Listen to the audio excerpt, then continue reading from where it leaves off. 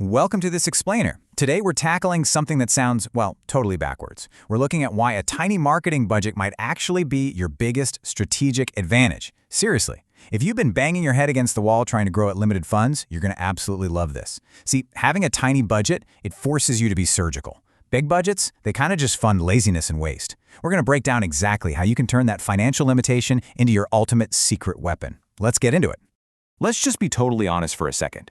Does your marketing feel like you're literally taking $10 bills and just lighting them on fire? I mean, so many small business owners get completely frustrated, throw cash at ads, and just cross their fingers. But look, trying to fix a weak funnel or a confusing offer by just throwing money at it, it's like trying to tow a semi-truck with a tricycle. It just doesn't work. It drains your bank account incredibly fast, and honestly, it just leaves you feeling completely defeated.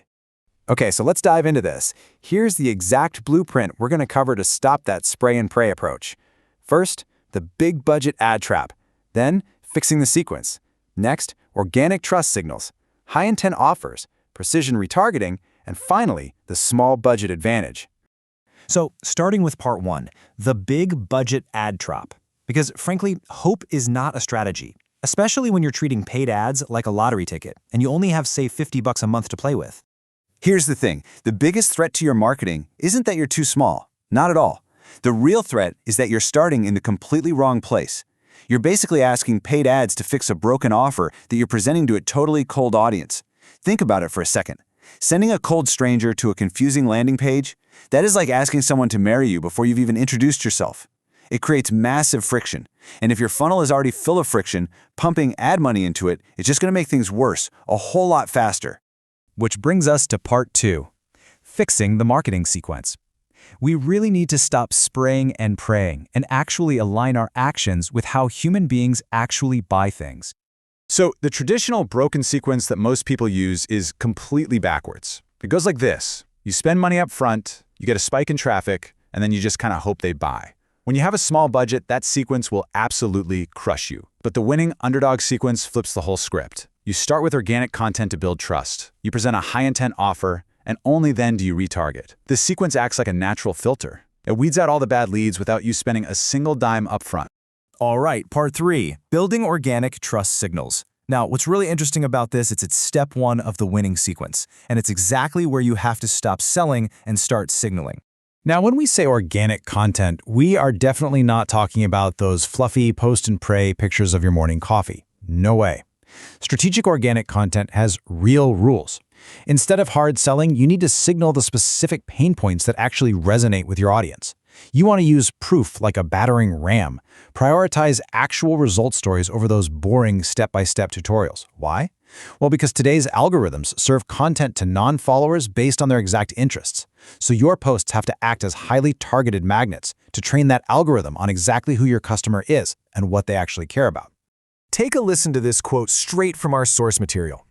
This man went from barely being able to stand up straight to running a 5K with no pain. Think about that. That is not a tutorial on how to stretch your hamstrings, right? That is a super powerful result story. It speaks directly to the transformation that the buyer desperately wants.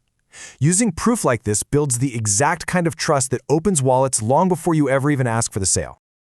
Let's move to part four, crafting high-intent offers. Filtering out the flakes is absolutely crucial here, because all that amazing organic content we just talked about, it's still going to fail if your offer is just a weak shrug of a sentence like, a generic free consultation. To fix that, you've got to nail a specific mathematical formula for a high-intent offer. You need 4 key elements: a target audience, a problem, an unexpected promise, and a risk reversal. So let's walk through an example. Say you target chronic back pain sufferers, right? The problem is they're tired of temporary fixes. Your unexpected promise could be to heal their back in 30 days, and the risk reversal, or your money back. This precise combination instantly filters out the tire kickers and gives actual qualified buyers a massive, super compelling reason to act right this second. And hey, if you're panicking right now thinking, oh no, I need to pause my whole business and invent a brand new product, stop.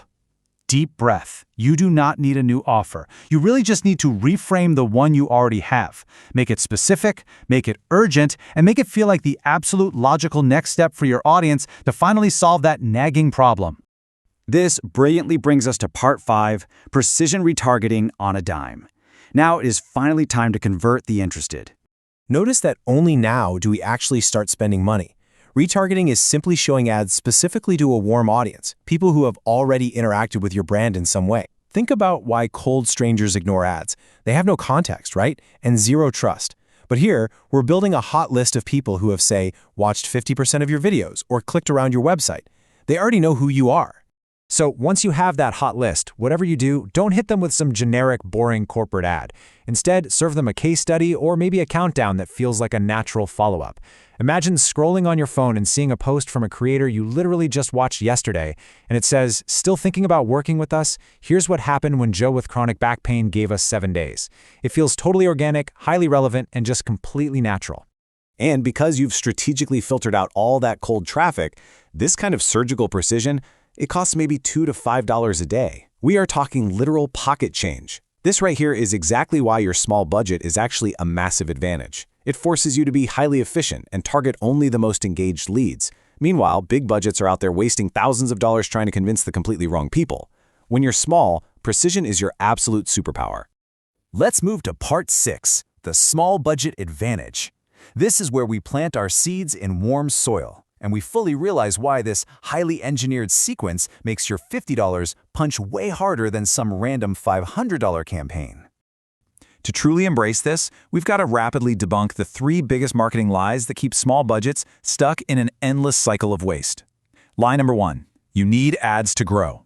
The truth, you absolutely must validate demand organically first. Lie number 2, start with cold traffic. The truth, as we said earlier, that is literally like proposing on a first date. Just don't do it. And lie number 3, organic is too slow. The truth, it is not slow at all when it's meticulously engineered for conversion right from day one. Now, I know some of you are probably thinking, okay, but I really don't have the time to do all this organic content. Look, you only feel that way because you're stuck making content that just doesn't work. The reality is, one really sharp results story absolutely beats 10 fluffy posts. You do not need endless, time-consuming fluff that just drains your calendar. You just need a few focused, high-converting pieces that do all the heavy lifting for you. Which brings us to our final, provocative question to walk away with today. Are you actually building an audience, or are you just buying really expensive attention? If you skip this sequence, you're always going to pay more later. You'll get caught in this painful trap of buying attention that just costs more and more every single month. So take a step back, rethink your strategy, leverage that small budget to plant seeds in warm soil, and start turning those tiny funds into smart, highly scalable growth. Thanks for joining us on this explainer, and we'll catch you on the next one.